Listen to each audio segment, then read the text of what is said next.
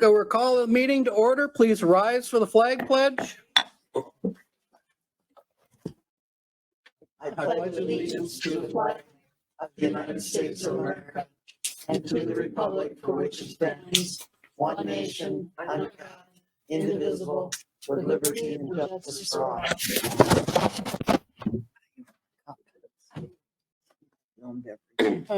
We have one new member. I'd like to stand up. His name John Nicholson. He's a new member. First night tonight, so give him a break. All right. Agenda. I move that we approve the agenda as written. Second.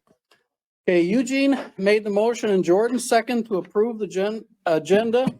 All in favor of approving the agenda, say aye. Aye. Opposed? That passed. Approval of minutes from February 16th, 2023. Motion to approve. Second. Louis moved to approve and Lynn seconded. Any discussion or any comments or anything? If not, all in favor to approve, say aye. Aye. Opposed, say nay. Motion passed. The minutes are approved.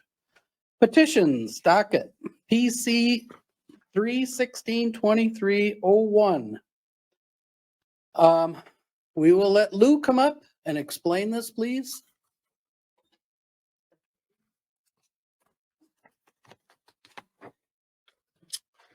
Good evening, everybody.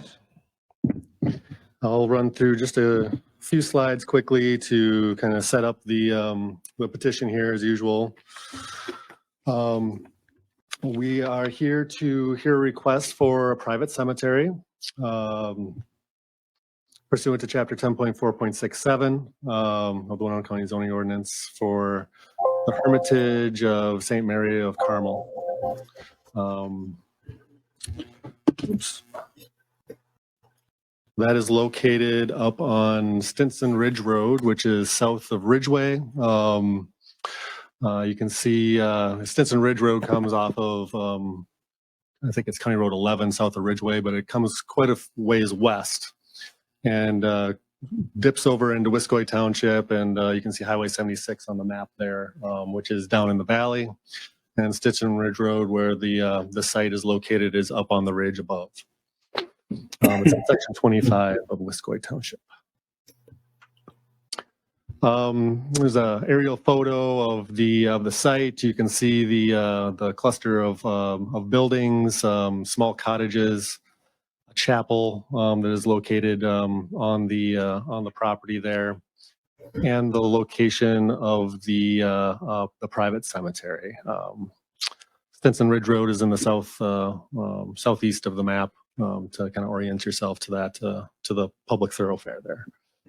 Just, well, you got that map up there. I don't remember, is there a gate to the main property? Yeah, there's a gate there. There is a gate there, right on, off of Stinson Ridge Road. Sure. Right, Yep. so it's for their privacy. Yeah. Yeah, so Yeah. it'd be before the cemetery also. I mean, it's, Right. Right there by that tree line. That's right, correct. yes, okay. Yep. All right. The property is 440 acres. Consists of upland farm fields as well as forested bluff sides, and as you can see here, some a good area of turf and managed grasslands. The cemetery is to serve the women that are associated with the Hermitage, as well as friends and family of those that have connections with the Hermitage. The capacity of the cemetery is proposed to be about 80 sites, and that would be for caskets. So there could be more location depending on, I mean, it doesn't take as much space for other types of burials, such as if you're just burying an urn or something like that. Platting is required for a cemetery, consistent with Minnesota statutes 307. And the applicants have contacted a surveyor who will get to work on that piece pending approval here. Here's a photo of the site. As you can see, it's largely already been developed. There was a burial last summer, I believe, of somebody who had been cremated. So it was just an urn. And by state statute, you are not required to plat and establish a cemetery to inter somebody who has been cremated. So it's not like they've gotten ahead of themselves in that regard. In order to do more of a casket burial or a different type of burial, then they would need to have a platted cemetery. So that's why they're moving forward at this point to try to get that set up ahead of time.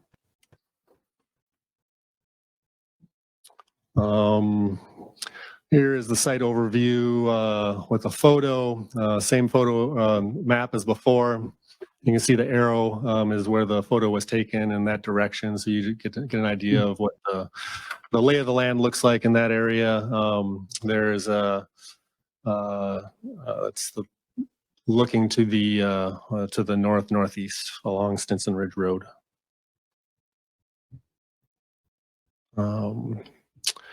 It's the second photo showing you can see the cemetery entrance there to the right, on the right side of the photo. It's kind of black and white, a little bit dark. But you can see a little piece of the driveway that bends along the left side of the cemetery. And then the chapel there in the background.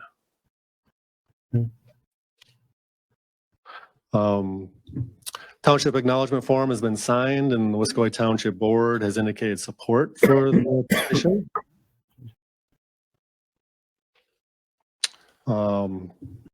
As always, you need to look at the criteria and findings when making your decision.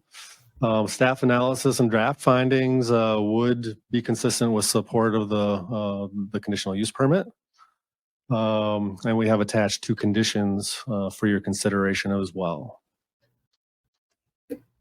And with that, I guess I'd have any preliminary questions that you might have. I know that a representative of the Hermitage is online, so I'm sure he can address some other pieces of their application and what they're trying to do.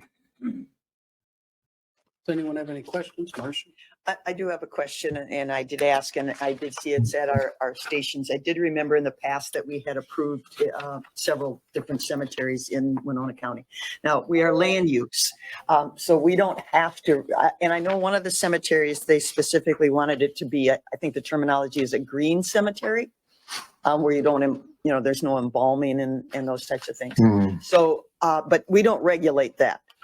We have to regulate the land and the platting of it. Correct. Yeah. I mean, that's laid out in statute as well. There's, I think it's in your staff report. Is it like 49A or something like that? Right. I might have that wrong, but it's in the staff report what that state statute section is, and that would apply to green burials and traditional burials. But the state of Minnesota would be responsible for that. Right. We don't have any specific standards in our ordinance Okay.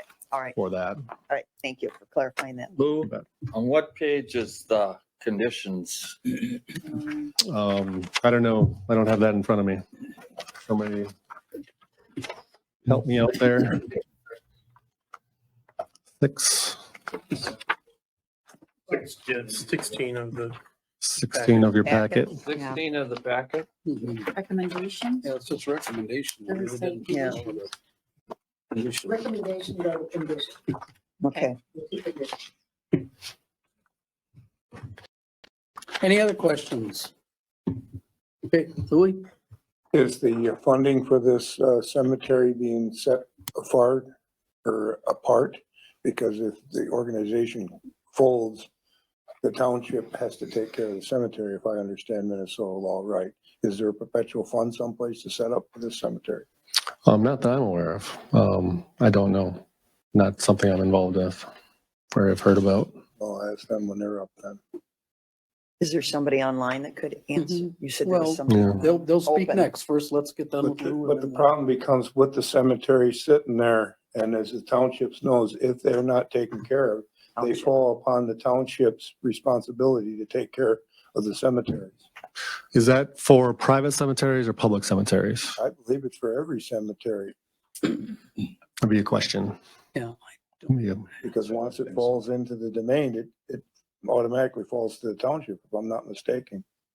I know that Like, some that's why do. cemeteries set up with this Hmm. perpetual care funds and stuff. I don't know the details on that. Any other questions for Lou? Okay, thank you. Thank you. Now, the petitioner, you are online. Would you like to speak and maybe answer this question if you could help? Can you unmute yourself? And then we need your name and address, please. Sure. Okay. Yeah. Good evening. Yeah. My name is Larry Dose, D-O-S-E, and I am the Director of Catholic Cemeteries for the Diocese of Winona, Rochester. I'm currently semi-retired, and prior to retiring, I served as the Chief Finance and Administrative Officer for the Diocese of Winona for 18 years. And I've been director of our Catholic cemeteries for about the last 14 years. My address at the Diocesan Pastoral Center is 55 West Sanborn in Winona. And I, excuse me, I reside in Rochester. I'll just kind of say a few things about the Hermitage, if some of you might not be aware of the Hermits of St. Mary.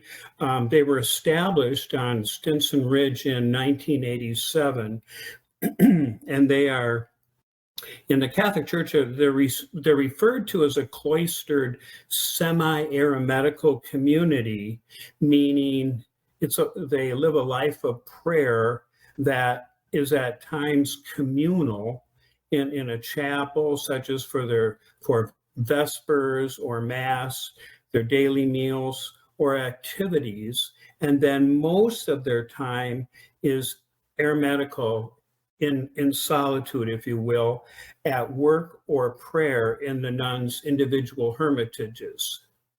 They are what we consider a diocesan rite community, and they're established under the authority of the Bishop of Winona, Rochester. And they're a religious corporation in the state of Minnesota. So canonically, in the Catholic Church, they are a Catholic religious order, and civilly a religious corporation in Minnesota. So it's those dual entities. As the sisters are really established within the Diocese of Winona, Rochester, they asked me as Diocesan Director of Catholic Cemeteries to assist them in establishing a private Catholic cemetery on their hermitage grounds. Being a cloistered contemplative community, the nuns only leave the hermitage for necessary appointments or to get supplies. Otherwise, they devote their life to prayer within the hermitage. And it's for this reason that they request a cemetery be established in order for them to visit and pray at the graves of their departed members without leaving the hermitage enclosure. And as a side note, currently there are 3 life-professed sisters and 1 novice in the community. I would next just like to thank Mr. Lou Overhug for his patient assistance in guiding me through this permit process. I really appreciated his help. I know that sisters from the Hermits of St. Mary's have joined this meeting via Ring Central and can field any questions or concerns that I am unable to address. And that is all I have in way of introduction. now can answer some questions. And I think the first question on the table was regarding perpetual care. In the Diocese of Winona, we require that all cemeteries have permanent care funds set aside for the care of the cemeteries. And we have never, which is I'm really grateful for, we have never had the issue within our 108 cemeteries in the Diocese of Winona that have required assistance from outside of the parish community to maintain their cemeteries. We've never, you might say, abandoned a cemetery, if you will. Now, the sisters have adequate resources to care for the cemetery. To my knowledge, they have not established a permanent care fund, but I would believe that they would be certainly open to doing so. I've had the discussion with the sisters, if at some day in the future, let's say 100 years from now, the community closed. It would be our thought that we would move the sisters who are buried in the cemetery to another Catholic cemetery, so that I would assume then the land could be sold if the sisters were no longer at that site. And the sisters from the resources would fund that effort to do that. So I hope that answers the question. But again, I believe the sisters would be okay with setting aside funds for permanent care, even though it's on their residence, and they would maintain it as they do the rest of the grounds on their premises. Thank you. Anyone have any questions for him? Marcia? I do have a question. And yes, I know the facility is very well manicured and very well taken care of. I drive by it every now and then. Is the 440-acre parcel, is it owned by the sisters, or is it owned by the Catholic Church, or who It's owns the land currently? The sisters are incorporated as a religious institution, and so the assets are held in that corporation. Okay, thank you. So yes, the sisters own the land in that corporate entity. Okay, thank you. Anybody else have any questions for him? This financial arrangement that you were talking about as far as the care of the cemetery, is that in writing or has that just been discussed?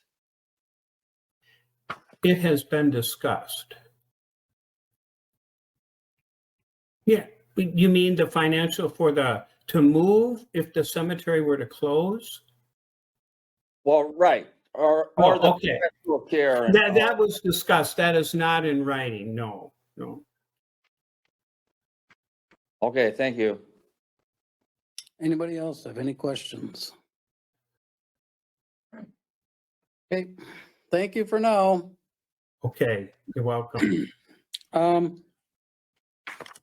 Public hearing. I will make a motion to open the public hearing.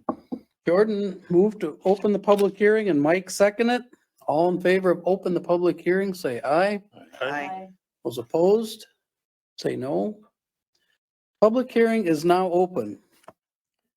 If anyone in the audience or online wishes to speak for or against this petition, please step forward or let us know somehow that you would like to speak, and we will hear what you have to say. Okay, are you watching them online to see if anyone wants to speak? Okay.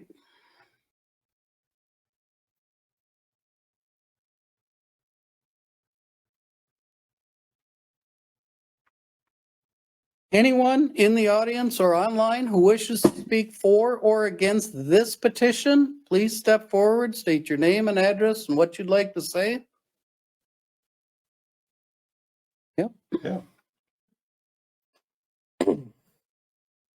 I'm Gail Getzman Stopa, and I'm at 22076 East Burns Valley Road. I'm in favor of this, so I just want to go on record to say I heard everything he said, and I think it's a good idea. The sisters are isolated up there and they do take good care of the property. As I do think that St. Mary's does the same. And I'm in favor of this. Just had to say something. Thank you. Thank you. Okay, anyone online yet or anything that wants to speak? Nobody's unmuted, Mr. Okay. Chair. Thank you. Okay, for the third and final time, anyone else out in the public audience here wish to say anything for or against this petition? If now, please step forward and name and address and what you'd like to say. Make a motion to close the public hearing. There's a motion by Jordan, a second by Louis to close the public hearing. All in favor of closing the public hearing, say aye. Aye. Opposed, say no. Public hearing is now closed.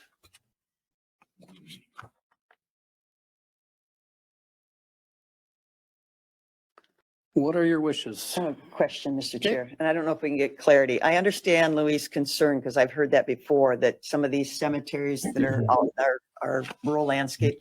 Now, I don't know if they're on private land or if they were incorporated, but I've heard this several times that if it kind of gets abandoned, then it falls to the township and they end up doing any kind of mowing or landscaping or if there's a road or Reset anything. the stones. Yeah, reset stones and everything. So this is definitely private property. And I'm not an expert on cemeteries. So I understand his concern of putting a burden on a township for something that's there. And I think that, Mike, do you know?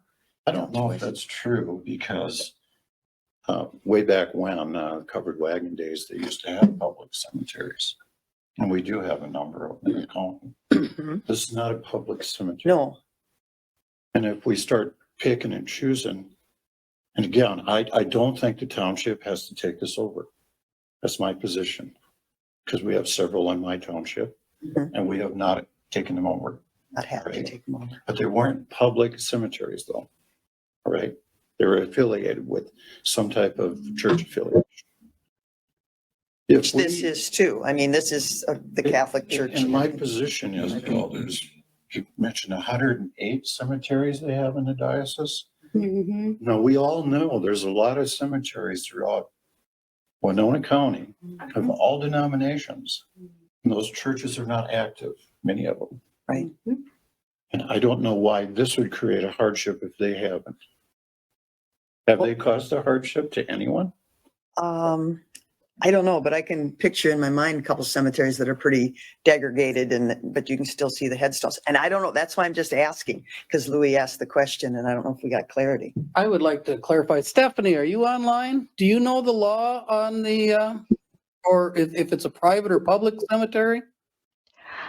I don't know the law. I was actually, as your discussion was going on, I was reviewing some statutes. I do think there's a difference between the public and the private. I'm not sure that the private would have to be transferred over to the township, but I don't have a definite answer yet, just based on preliminary review. Okay, keep looking, please. Okay.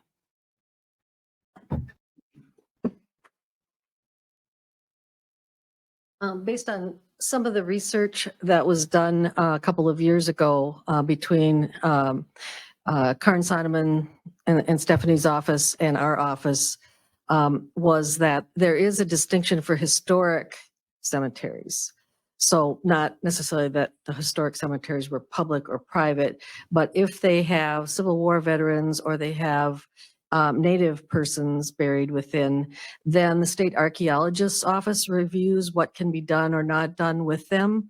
And the county, it reverts to county responsibility for maintenance if there isn't any other maintenance taking place, not township, but only for the historic ones. And also the other wrinkle, and it's not applicable to this, but just a couple little nuggets that we have still records of in the combined department. If the cemeteries are within natural areas like the Whitewater, for instance, then the DNR will do the maintenance on them. But so there's, if it's 50 years hence and it's still there and it becomes a historic one, then the county might get the maintenance of it if no other arrangements can be made and all the funds are exhausted, kind of thing. Thanks. Hey, any other discussion? Lou? Well, I was on the cemetery board there at Worth Cemetery for a while, and got looking through some of the laws that going on and how hardships and stuff goes on. All I want to do here is protect the taxpayer.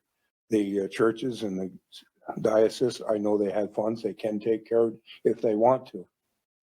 And if the clause was put in there that there would be a fund set separate even within the Catholic Diocese Fund for that cemetery, maybe be minuscule or whatever it would be, but at least there would be a fund there for funds to go back in order to take it if they would happen to default or something would happen. And I doubt that default would ever probably take place in our lifetime and beyond several of our lifetimes. But I just want a guard for the taxpayer. So should we add a condition? I would think we should at least have a vote on a condition along these lines. It's not uncommon for cemeteries to have them funds. I know the one in St. Charles, Hillside has a revolving fund on that. I used to know, or known a past member on that board. Well, my thinking is all over this region, there are old farmsteads that had family graves, that the stones are there. It's on private land. The government, no level of government has had to step in and do anything about that. You know, if the new owners aren't maintaining it, no one's going to force them to. It seems to me if it's on private land, instead of a corporation set up as a cemetery that's in abandoned, you know, there's a distinction between those two concepts of where people are buried. It seems to me that this is more in line with the farmsteads that had some of their old ancestors buried on it, and whether or not they're maintained is up to the landowners. And I don't know if anything would change because didn't he say they are incorporated? Mhm. So that land is owned by a corporation. Again, I don't know that changes anything. Well, that would imply that there'd be more regulation, more monitoring and more funding Right. for taking care of it. And as far as adding another condition, if you look at condition 2, Minnesota State Statute 149A, they are saying they will comply with. And it's regarding removal, preparation, transportation, arrangements, and final disposition of those interred.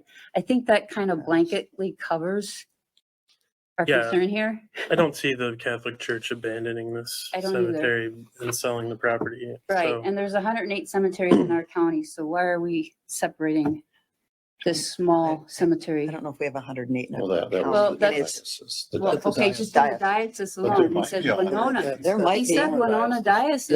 That's Goes- multiple, it's a regional. There's a lot of There cemeteries. is. I There's don't a lot know of that We need to cemeteries. pick out this Yep. cemetery as special. But I agree Wanna with make a Lynn. motion then? I support move, what you're I saying. move that we approve the findings and adopt the conditions as recommended by staff. I second that. Okay. Lynn made the motion and Jordan second to approve, including the conditions and the Recommendation. recommendations.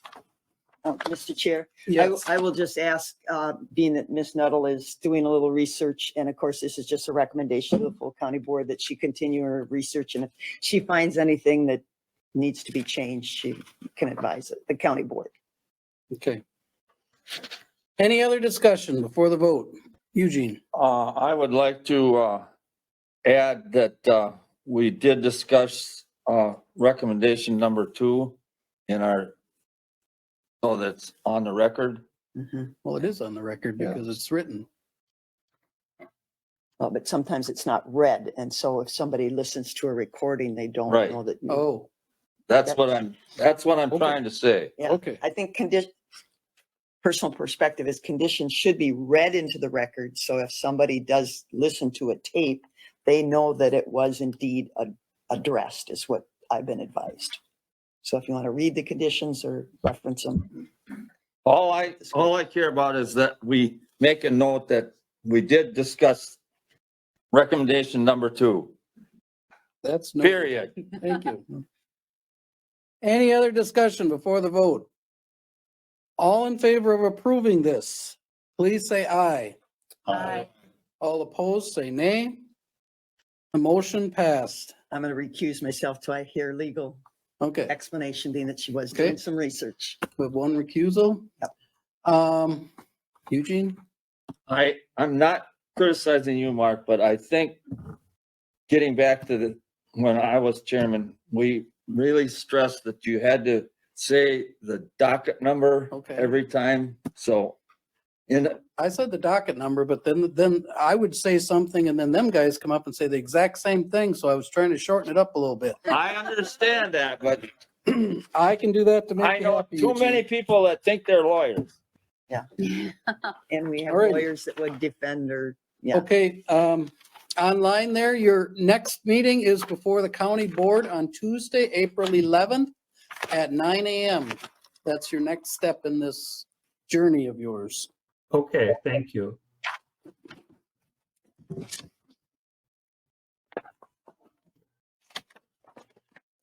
All right, docket number PC 03-16-23-2. Read the whole thing here then. To consider the petition of Brandon and Nicole Hammond in regard to the following conditional use, interim use permit request to allow for a home occupation involving a hair salon pursuant to chapter 10.4.6, 20 in parentheses, and chapter 9.12 of the Minnesota zoning ordinance. Eric, welcome back. to the Yeah, world. good evening, everybody.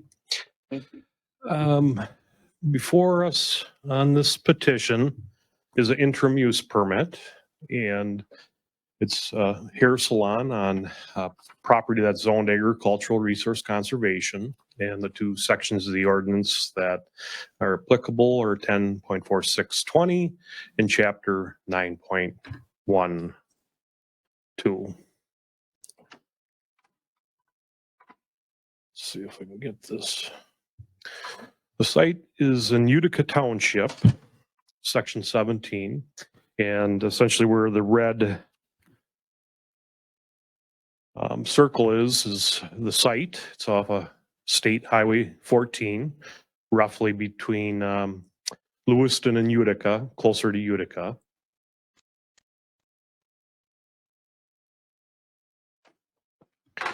This is a GIS image of the farmstead. The red outline of the shop and salon portion addition, it has been constructed, and it's also showing roughly where the septic holding tank would be located. I've also indicated the house, which is located to the southeast of the site. The existing parcel is 10 acres.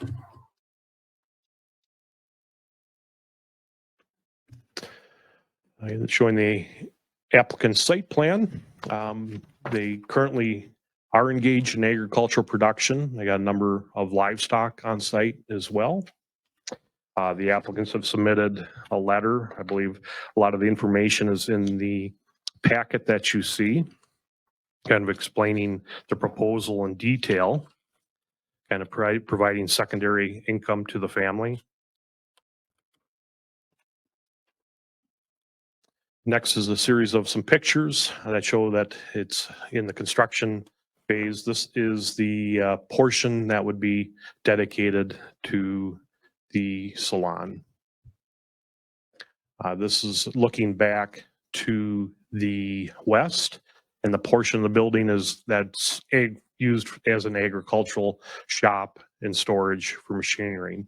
I do want to point out that that would be the location of the septic holding tank. In fact, that is, you see the manhole covers, that would be the tank that would be used as a sealed containment for any of the waste, water, and product generated from the salon.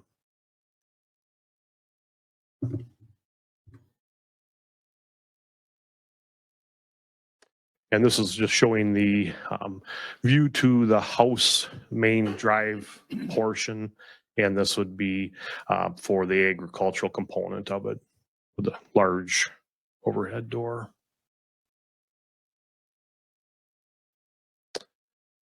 The petitioners did meet with Utica Township and they have received support for their project and request dated 2/13/2023 and signed by the chair. As always, the planning commission should consider all the materials, all the testimony, all the exhibits, everything that's associated with this public hearing. The staff analysis in the report and in the approval is granting the petition as an IUP, interim use permit. And some of the conditions that apply to the IUP are found in the conditions. The 8 conditions are in the staff report. And what's different is that, with an interim use permit, that it's limited to the owners and the occupants, Brandon and Nicole, that the owner of the business, residence, and property must coincide with another. If at some point in the future, circumstances change and a new party was to come into this as wanting to operate a business like the salon, they would need to reappear through the Winona County Planning Commission and ultimately revised by the county board. With that, I'd take any questions. Anyone have questions for her? And the applicants are Mhm. attending, so I'll Thank you. turn it I over to don't see them. any Thank you. questions.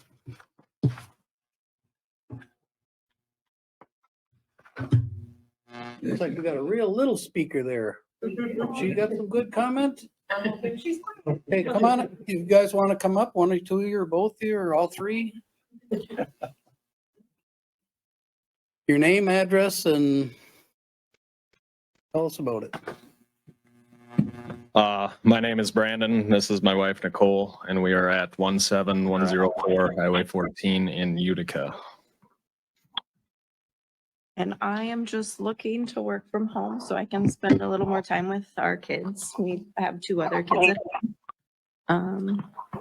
We built this design for a farm shop, and we thought the lean-to side, which is intended to be the salon, would be a farm office.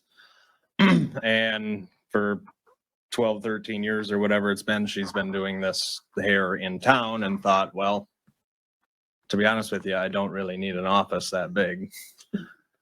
And once we put 2 and 2 together and found out that there was 3 different people retiring from the hair business around the Lewiston, Utica area, we thought, well, what better time than, and like I said, to, work at home and maybe save a little bit of money on a daycare or what have you, so that was our goal.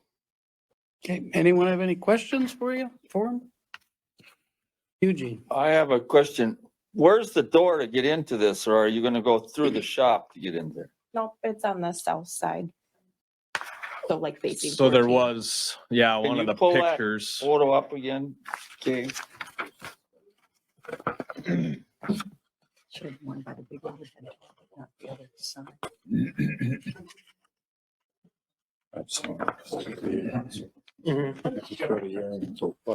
There it is. Yep. So you can see the walk-in door there, which is facing straight south Okay, towards Highway 14. okay. There's like a parking lot right in front of that. Yeah, there's roughly about 80 to 90 feet wide. I'd say probably closer to 80 feet wide of park space, probably that much north to south of the building as well for parking and whatnot. So there's plenty of room to pull right up to the south side of the building, Okay. back up.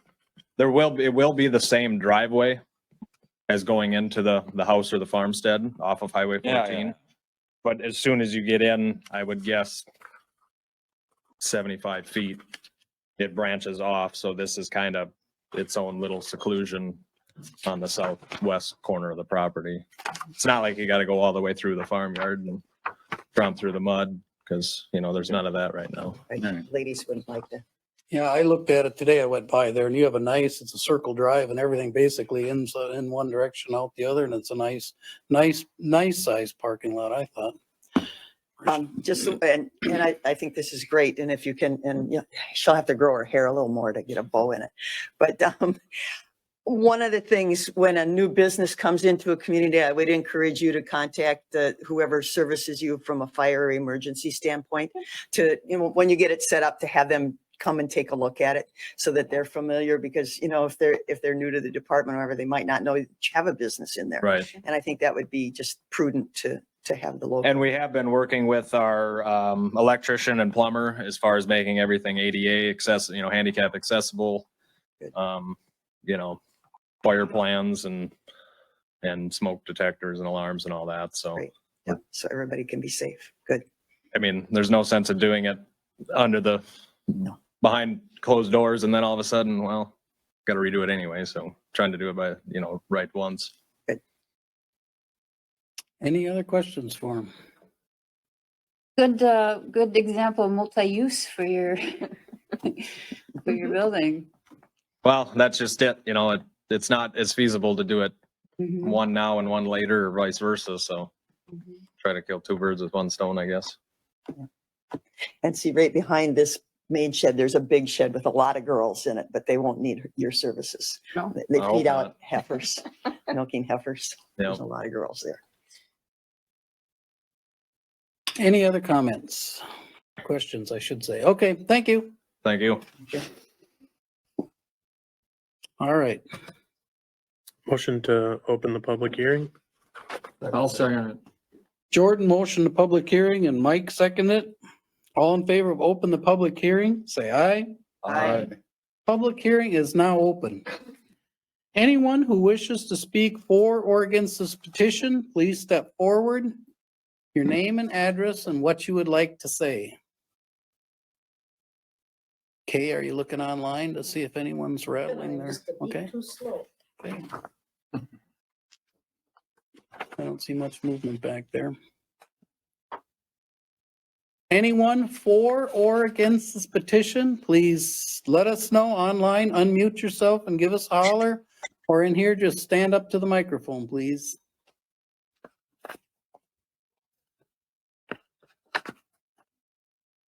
For the third and final time, anyone wish to speak for or against this petition, please step to the podium and let us know what you want to say.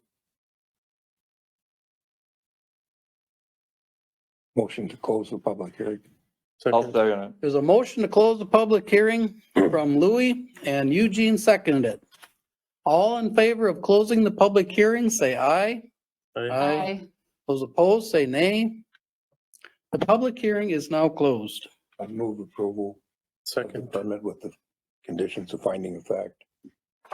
There's a motion to approve from Louis and Jordan seconded it, including the findings of fact and the conditions. Any discussion? If not, all in favor of approving it, please say aye. Aye. Those opposed, say nay. Okay, the motion passed. The next time in your journey here will be Tuesday, April 11th at 9 a.m. This petition goes before the county board where they have the final say.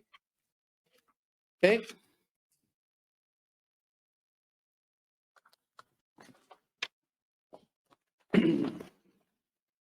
All right, staff presentation, dog breeding rules and oversight in Minnesota. Who gets to tackle that one?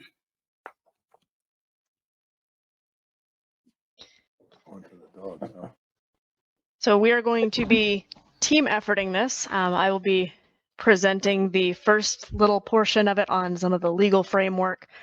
And then I'll turn it over to Olivia to provide an in-depth view on where things are at in Winona County and neighboring counties. And then we'll come back and I'll wrap it up with what's coming next and get some feedback from everyone here.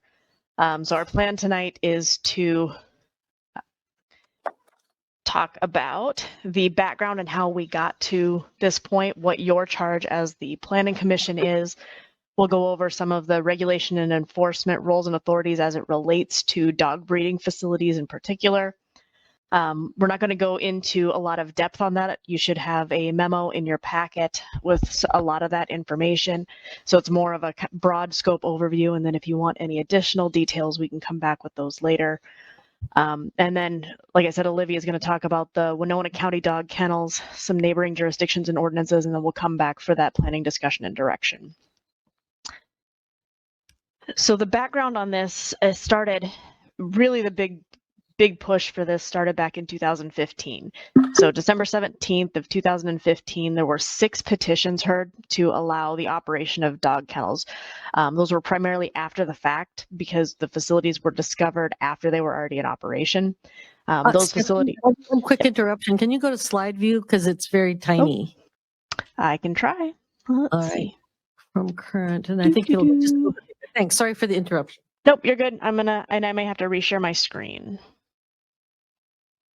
Did my screen share stop? No, we can still see it. You can still see it? Yes. Okay. All right. So the 6 petitions were heard and they were granted. Subsequently, 2 additional facilities were granted CUPs or IUPs, and an additional one, a third one was denied. Since 2019, we've received communications, a lot of communications regarding concerned organizations and citizens about the care of animals, which brought to the attention of the county board a number of different issues. There was a lot of discussion at the county board level, and what was decided was to determine whether or not there should be any revisions to the Winona County zoning ordinance, which is where the Planning Commission comes into play. So we're looking at this purely from a land use perspective, and what they have charged the Planning Commission with is to determine whether or not there should be any revisions. If no, we're going to send a recommendation back to the county board with some findings of fact. If yes, then the Planning Commission will work with staff to develop a proposed amendment before we engage in the amendment process. So what we're starting with tonight is kind of the background and the framework for you. We have some thoughts for our next meeting, and we'll get your feedback on that. We're not actually taking any action today. It's more of an informational, just to get the information in front of you so you've got an idea of what we're dealing with. So with that, I'll jump into some of the regulation and enforcement. There's a lot of different things at play here, a number of different concerns that have come up. And let me see if I can get this back into slideshow mode. All right, is it back in slideshow mode now? It never changed. But it's Okay. readable. Fine. I'm going to do it this way. From the current slide, and then see if it'll let me share it. Haha. Is that better? You'll have to reshare. Oh, There we go. While we're in here, I don't mean to hog all the coffee. Does anybody need coffee on that side of the table? Depends on how long. Okay. All right, so back to our regulation and enforcement. As you can see, there's a lot of different pieces and moving parts when it comes to some of the concerns about dog breeding facilities in particular. The biggest one that we hear concerns about has to do with animal welfare. And there's a number of different entities that are involved in the regulation or the enforcement in particular, but also regulations that cover this. At the county level, the sheriff's office would investigate criminal complaints relating to animal cruelty, animal mistreatment. There's also the Board of Animal Health at the state level, who also deals with licensing. So if there's violations of the regulations, then a facility would not be granted or would have their license revoked, or at least be subject to some sanctions potentially. At the federal level, under certain circumstances, there's also the Department of Agriculture, which also does some licensing there. So as noted, there's the licensing aspect of it. It is covered in our zoning and land use, and we'll talk about what the ordinance says in just a few minutes. That's handled by the planning department under the CUP IUP process. The planning department also deals with the ADA standards that would come with having some kind of a commercial facility. Commercial transport of the dogs would fall under the Department of Agriculture. And then other kind of associated complaints that we hear relating to those dog breeding facilities, so noise, odors, things like that, that would potentially fall under Sheriff's Office, under the criminal for public nuisance type activities. So a lot of different pieces, a lot of different regulations that are out there when it comes to dog breeding. Some of the highlights of the state statutes and rules, and again, there's more in-depth details in the memo, and I can always provide additional information later. Chapter 343 of the Minnesota State Statutes is on prevention of cruelty to animals, and it provides criminal penalties for animal neglect or cruelty. That's where the sheriff's office would primarily come in. They would investigate those animal cruelty reports and be able to refer for criminal charges. They also have some responsibility to report back to the Board of Animal Health if there's violations that rise to that level where the Board of Animal Health needs to be advised. Chapter 346 regarding animals has a couple of different components. There's the Pet and Companion Animal Welfare Act, which is statutes 346.35 through 346.44. There's also the best management standards for care, commercial breeders and brokers that are required to be put out, and that's required through statute 346.58. There's also chapter 347 regarding dogs and cats that has rules, some statutory regulations regarding kennels and dealers, as well as commercial breeder licensing and enforcement. And under all of this is where we get the the Board of Animal Health's obligations to not only enforce and license, but also to put out rules relating to those dog breeding facilities. And those rules are found in Minnesota Rules 1721.0490 through 1721.0520. And that's the section on dogs, cats, and ferrets. So all of these rules and regulations are out there in place, and most of them require the Board of Animal Health and/or provide criminal penalties for compliance. So again, Board of Animal Health, they are charged by statute with the protection of health of domestic animals. They license and regulate commercial breeders and promulgate those rules for operation, as well as best practices for breeding facilities. The county sheriff does the enforcement of criminal laws and reports those maltreatments to the Board of Animal Health. There are a couple of cases that are relevant, and again, discussed in the memo, but essentially what it comes down to is if it's covered in state statute and state rules, we don't need to deal with it as part of our conditional use process necessarily, because they are, as long as it says they're conditioned on compliance with state law, which as any of you that have done one of our CUPs or IUPs knows, that's always a condition in our permits. As long as you're following the law, you're fine. If you're in violation, the CUP or IUP can be revoked. And the cases also say that if the license that's predicated on compliance with state law is in existence, so if the license was granted or if the license was not revoked, then that is sufficient to demonstrate compliance with the law. And that it's not necessary for you to attach any specific conditions to a CUP or IUP in order to address anything regulated by state law. In fact, in Yangtze County of Carver, the court said that it's not the Border Planning Commission's duty to ensure that regulations are met. That's what we have the other regulatory bodies for. So that's just some of the case law that has related to where these issues came from. Here in Winona County, we have our zoning ordinance describes a dog kennel as any structure or premises on which 4 or more dogs over 4 months of age are kept for the purpose of sale, breeding, profit, etc. for 6 or more months. And that's in our definitions section. And such a facility is allowed as a conditional or interim use in the Agricultural Resource Conservation District and the Rural Heritage District. And of note is the purpose. So in dog kennels, I know one of the questions came up is, well, if I've got 6 dogs, am I going to get in trouble? Do I need a permit? And no, the purpose of it has to be for sale, breeding, or profit.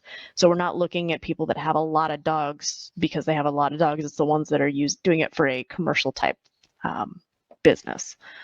So with that, are there any questions on some of the legal components? And I'm probably gonna have to reshare my screen now. Any questions on the laws or anything else that you want information on that aspect? Anybody here? No, no one has any questions. Oh, good. I'll wait. Stephanie, I don't have a question, but 2 slides ago, you showed some of the findings of statutes. Where it was talking about planning commission. And I'm sorry, I was reading notes in the packet. Can you go back just a couple? Yep. I wanted to see that again. Thank you. Yep, and this information is in that memo that's in your packet. So these 2 particular cases are, yep, I think there were several paragraphs that talked about what these cases held. I actually, most of the information on the slides comes straight out of that memo I wrote. It was just to kind of fine tune it down. It's in there somewhere. I'm not sure where it is in your packet because I only have my findings. I'm only up to page 29. Are you asking about the case law? Yeah, well, the Page Young 144. versus County of Yeah, Carver. page 144, way at the back, yeah. Okay, They're written. thank you. Yep, it's in there. Lawyers love case law. They can Well, you work gotta with. go on some. Yeah. All right. Any other questions, comments? Thank you, Stephanie. Yep. Now, Olivia, your turn. So now we'll turn it over to the Winona County process for Olivia, and I'll go back to slideshow mode for that.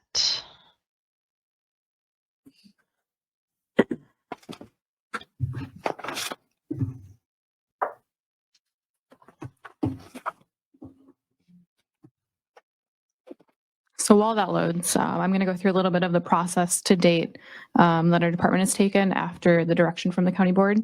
If you guys have any questions during the presentation, feel free to stop me. But this first slide kind of lays out the timeline as it happened since last October. So the information was presented to the county board, and then ultimately the directive came from them. And then in December, the initial letter was sent out to all of our current permit holders with facilities requesting information on some of their facility information. And that letter is included in the packet that you received prior to the meeting. A couple weeks after that, we didn't receive all of the responses by the deadline that we requested. So we sent out a second letter to those that were unresponsive. Once that second letter went out, we did receive responses from all of the current permittees. The week of February 21, kennel inspections occurred. That was also the week we had some pretty gnarly weather. So some of the preferred inspection dates that people responded with, we were maybe a day late and had to rearrange our schedules a little bit to make sure that we were out when the roads were actually plowed and able to get through to some of these places. And then after that, obviously tonight, we are having our first informational session with you all.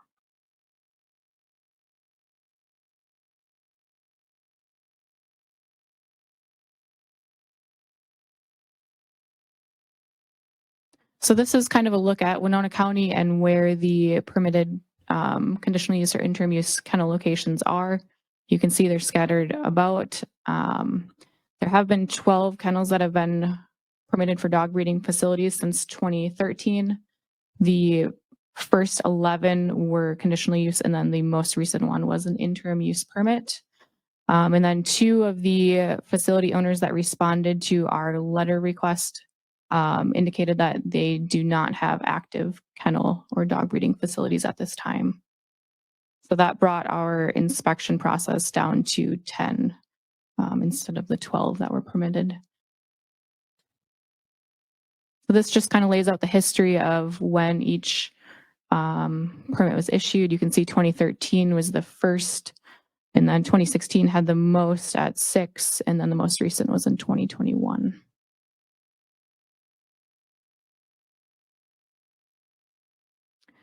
This is a lot of text, but essentially it's giving you an understanding of what some of the conditions that have been attached to those conditional and interim use permits have included.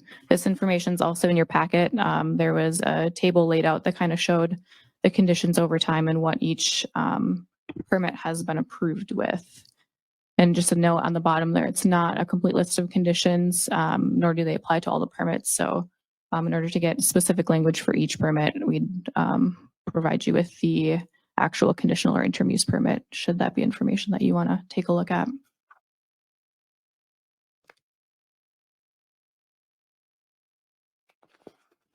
So some of the results from the inspections that we did, Lou and I went out together for most of them. Then Carly also attended one as well. There was the letter, like I mentioned, it got sent to all of the facility owners, the current property owners ahead of time. It should be noted that some of the conditional uses that were permitted in the past the property has changed ownership since then. So it was sent to the property owner, not necessarily the person that had the conditional use permit granted to them. The authority given to staff to actually be out on site is listed under the second bullet point, Winona County Zoning Ordinance Section 5.5.13, which says to conduct inspections of the use of buildings and land to determine compliance with the terms of this ordinance. Like I mentioned before, 2 of us went out to each property and met with a facility representative. We did 10 inspections of the actual facilities. Like I mentioned, 2 of them were no longer active. And then the following slides are just some of the information that was found as a result of that process.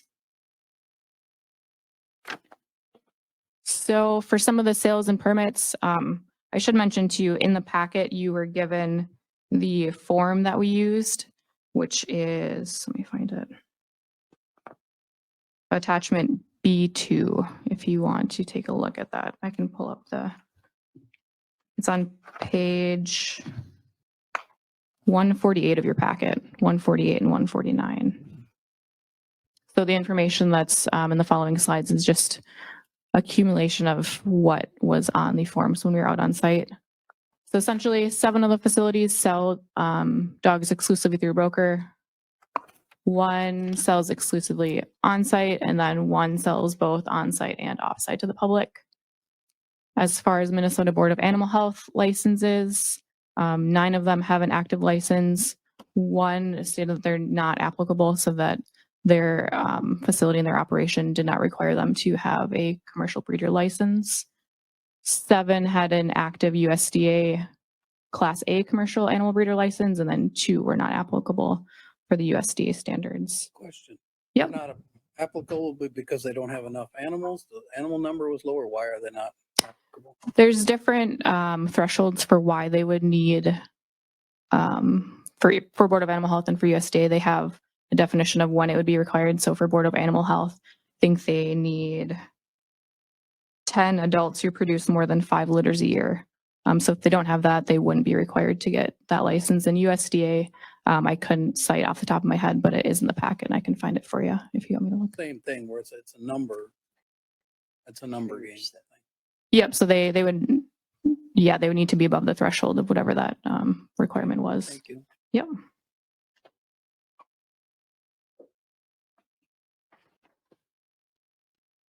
So when we were out on site, we talked to the facility representatives. All of the facilities that did have a maximum number of adult dogs were under their maximum allowed. A couple of the permits that have been issued by the county board and approved they were not issued with maximum numbers. We still did get the counts for those facilities, but if they didn't have a maximum to check, then we just got the current number that they had. We did talk with the representatives about the adult and young dogs that they had. We don't permit young dog numbers. We don't have maximum for them. So we really just focus on the adult dog numbers.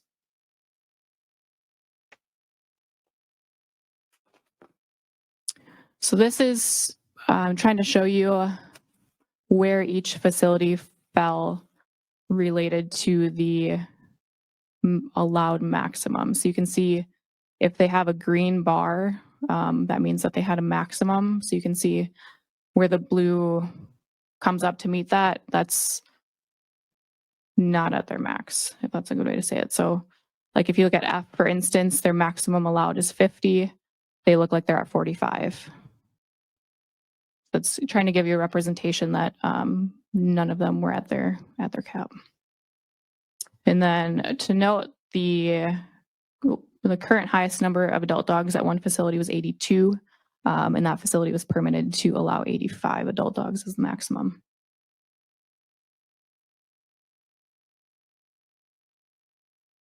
We did talk with facility representatives and look at the outdoor socialization yards that each facility had, as well as talk through the dog waste and how they handled that.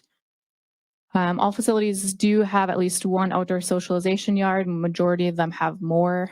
There were a couple that we didn't see firsthand, but it was based on discussion with the facility representative at that time.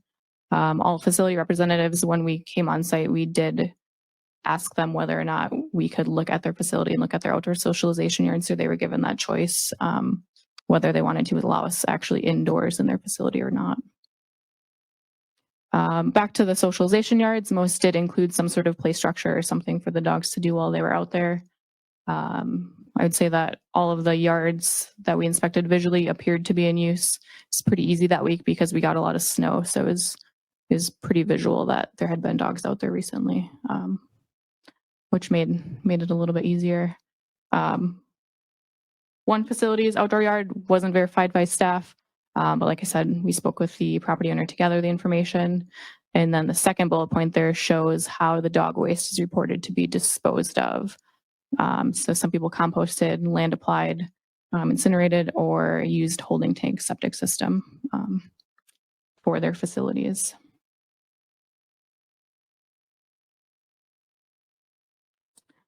So for the facility conditions, like I mentioned, all representatives were given a choice whether staff were allowed to inspect the indoor portion. We did get verbal confirmation from those that allowed us to go inside to discuss with them. 3 representatives of facilities chose to discuss our inspection report outside, so we did not go into their facilities. Out of the facilities that we did see indoors, all of the pens were ground level. It was a heated building.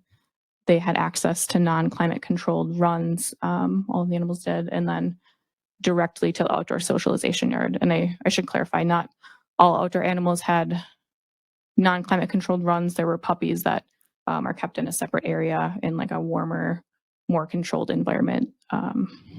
Yep. And if I can just share, the reason that some of the representatives did not let staff in is that there was no biosecurity made available. So it was the breeder that didn't want other, Right, spreading disease. And everything. So that was the main reason I heard why they didn't allow them in. Thank you. Mm-hmm.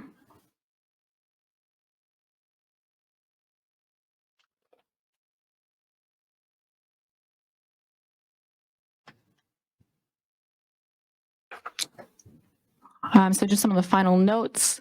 We did stick with the same inspection form for all of the facilities and attempted to maintain consistency.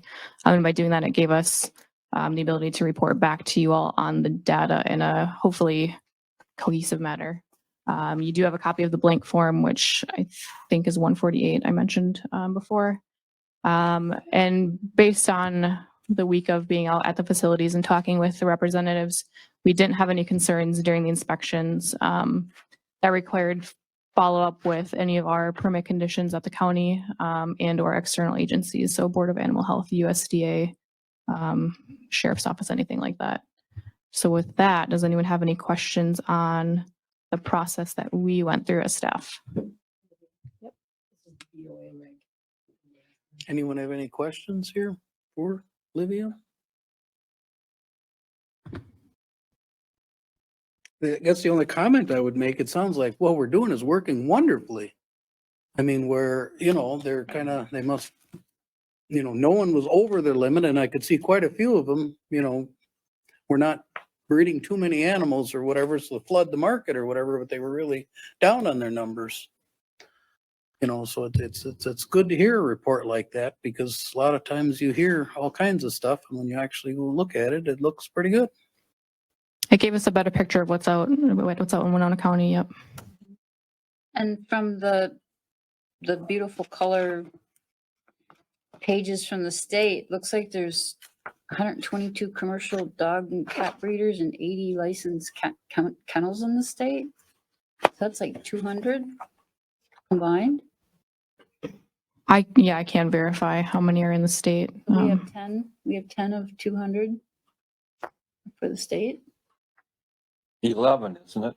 We have 10 active. 10 Yep, yep. Yeah. Are their numbers active or just, and I Well, this assume is that would as be of active. 2021. It's stated on here. And it's the state. Yeah, I reviewed that page. And there's cats and then there's lots of dogs. Yeah, there's 4 cat breeders, And here 120 we're talking dog about breeders. dogs though, but what's the number? There's 120 dog, there's 120 commercial dog and cat dog breeders and 80 licensed kennels. Okay.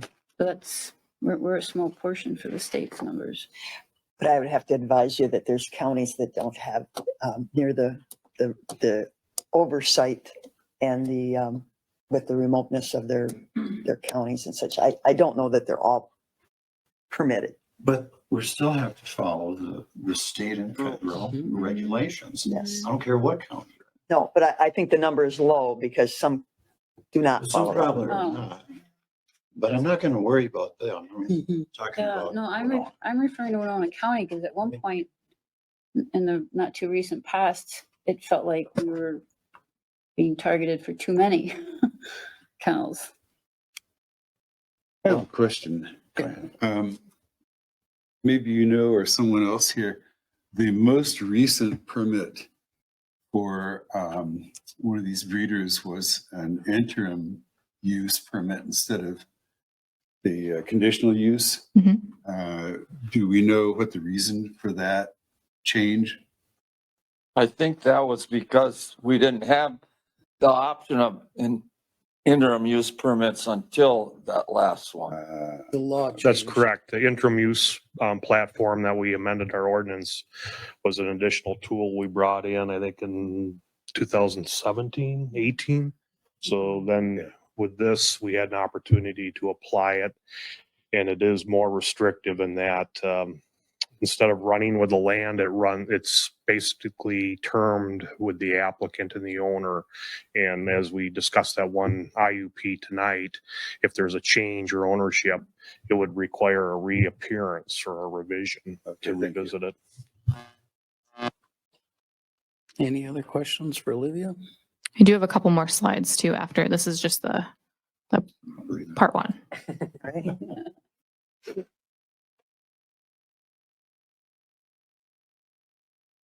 Okay, so second part to this, we're just going to reiterate what our zoning ordinance currently states, and then we do have some example language from other counties as well for you to take a look at.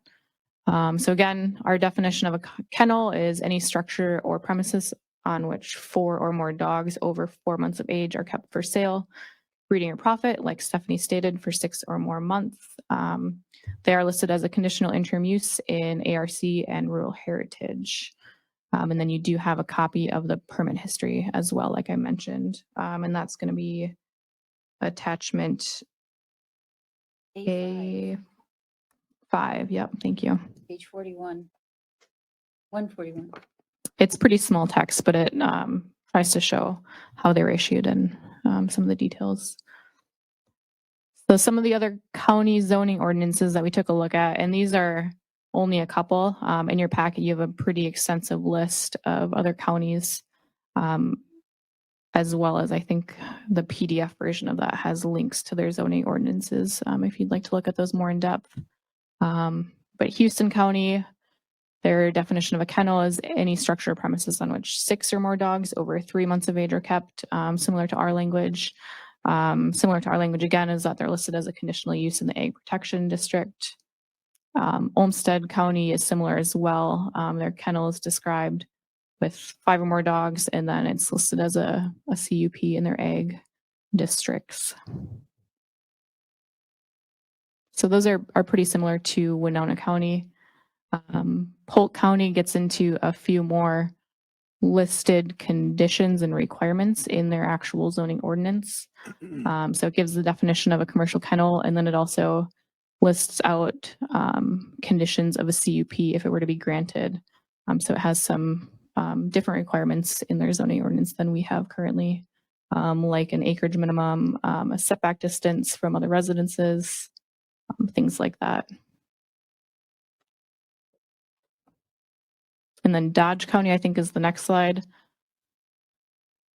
That's a lot of text, but essentially it's just showing that there are different standards that counties have put into place in order to regulate these types of uses within their counties.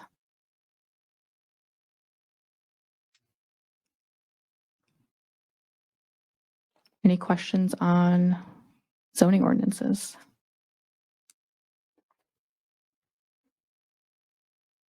Anybody?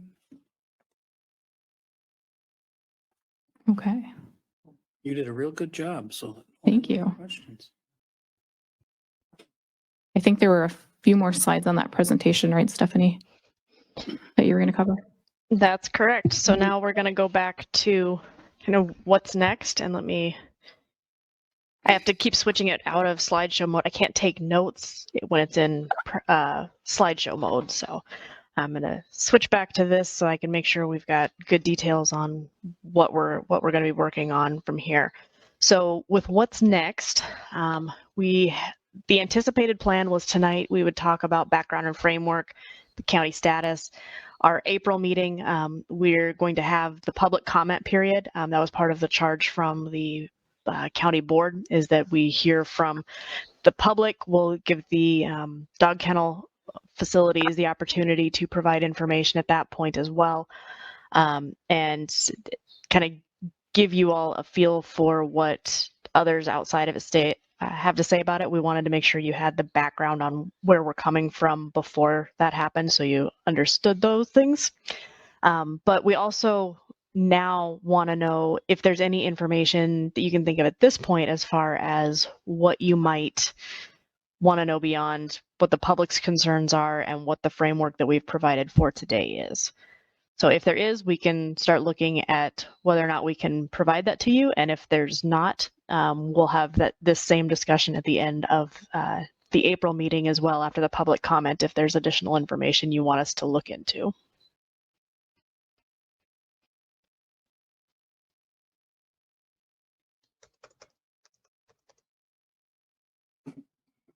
I think it was adequately covered what we did tonight. I think it was too, and it's really good. Wonderful.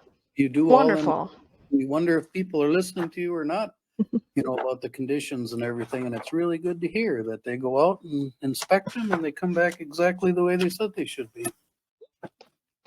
All right, then with that, we will plan on having an established public comment period at your April meeting. And we will go from there and talk about what comes next after that public comment period.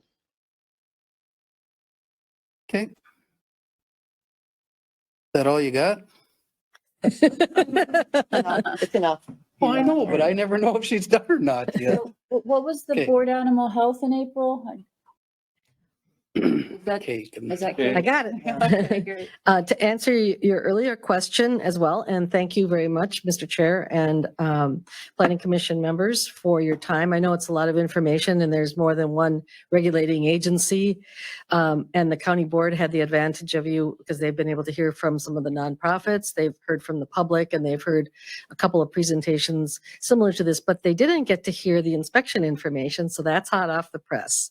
To answer your question about the Board of Animal Health, the commercial dog breeder pamphlet is online and it's real straightforward. So dogs that are 28 weeks or older, if you have 10 or more intact animals and whose animals, in other words, dogs, produce more than 5 total litters of puppies per year, you need a license from the Board of Animal Health. So somebody that didn't need it would have less than 10 dogs that fit into that category.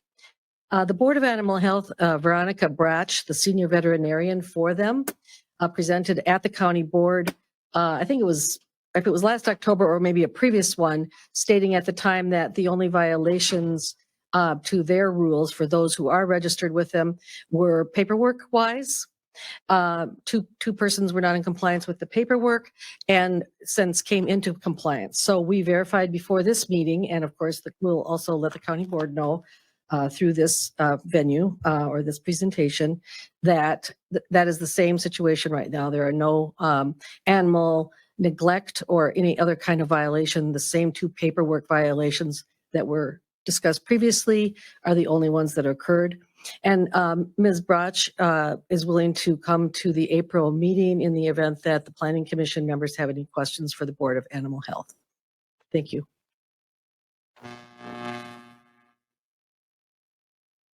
Well, I personally don't think that that's necessary that she comes. She's just available by Zoom. It's up to the whole group, I realize, but that's my opinion. Well, and the public's invited, so there may be questions that Right, there may can be address. a lot of questions All right. that she may be able to answer that we are not. But we should give her the ability. I think last time she was available by Zoom. I mean, it saves a would lot of be- their time. I mean, you think she'll be available by Zoom this time too, right? Yeah, I would say. Okay, Versus traveling and. yeah. Okay, any other questions or comments or discussion on this, as we're supposed to be discussing this right now? Well, I'd like to study it before I make any intelligent questions. Yeah, well, next month is the, public. Yeah, if you spend 2 hours a day, every day between now and next month, you should be able to get through it. It's quite a comprehensive report. It looks like a lot of research was done. Just wanted to comment, I thought it was very thorough. And there's always that implication that every dog breeder's a puppy mill. I don't classify them as a puppy mill. Because to me, a puppy mill is somebody off the radar, not on the up and up, not following the regulation. Underlying, you suggested a puppy mill, they're not registered. This is not what we're doing in Winona County. This research that was done totally impresses me as how good they followed everything. It's 10 years of conditional use variances that are conforming. What more do you want them to do? Amen. And in Stephanie Nettles' own verbiage, she says Winona County staff is not trained for animal welfare and their focus is and should remain on compliance with the land use regulations. And I think that's what the inspections were. They were checking to see if, the facilities were within their. And we have other agencies doing the rest. Right. Absolutely. We don't have. State we- agents. Yeah, right. We shouldn't be duplicative of It's efforts. their job. That's their We're not job. qualified to do their job. That's right. Any other comments? I'm with you, Mike. I think I was really impressed and when I read that, and it's really good to hear that, because you don't always hear the good stuff. You always hear people complaining about this or that, but you don't always hear about the good stuff. So that's really nice to hear. Any other discussion on this? If there's no other discussion on this, then we will move on to updates. Now, wait, hold on before I move on to that. So basically what she said, next month is public comment period on the same thing, correct? So it'll also be on the agenda again And any next month? ideas we have? Yes, Mr. Chair. This gives an opportunity for animal breeders, animal care nonprofits, local residents who, are very caring about this issue and have come to previous county board meetings, a chance to let you folks know through the public participation opportunity of some of the issues that they that hold dear, as well as research done or whatever it is that they may want to present. And so you'll have that in addition to the staff report in April. Okay. Just a question from process then. You mentioned the holders of the CUPs in this. Are they going to be notified that this is happening or they need to depend on, will they send a letter or? Absolutely. We will be sending a letter about this after we've heard your wishes, because we're not presupposing what it is that the Planning Commission would like staff to do next. But we want to be respectful of what the county board has directed us to do as well, both for staff, but also to make a most complete picture for this group, because you didn't have the opportunity to hear either no one had a chance to hear the new information from the inspections, but also some of the regulatory framework and legal framework that was shared to the board was new for tonight for this group. And very new for our newest planning commission member. Okay, Yes. now, we're not making any motions or doing anything tonight, correct? We're just waiting for Correct. this thing next month, and you don't need our permission to do that because that's already on the agenda for next month? Well, Or if if we all agree it's not necessary and not needed, but that the county board said they want to hear it, then it really doesn't matter what we well, say. public So- comment period at the beginning of the meeting, would be a fairly normal thing. At any rate, it would fulfill the wishes of the county board too. And public participation is never a bad thing. It always helps decision makers. If you get opinions from all sides of either an issue or a concern. So, we would give folks the opportunity, breeders as well as those who are concerned about what might be happening in breeding facilities or for the care of dogs. And that would be proposed for April. And, just kind of keep it moving along here. So. Kay, if we have no other business for the April meeting, I don't see that we should have a special meeting just for this subject. Does it look like we're having some CUPs coming in? We don't know yet. Yeah. Well, I guess my recommendation or suggestion would be that if we have other business, then we do it then. Otherwise, we postpone it till we do have other business. Does that make sense? Unless you think the public comment period will be 4 hours long. We would normally not schedule a meeting if we had no CUPs or IUPs for the planning commission.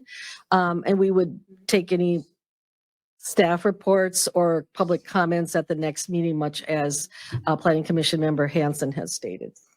And that was part of the proposal that was presented to the county board for the charge to this committee, was that if there was no other business, then it would be continued down the line until there was an actual petition heard, and then we would attach the discussion on this to that public meeting. Thank you. Louis. My question is how much lead time they have to have for the public comment period? Is it 10 days, 15, 5 days?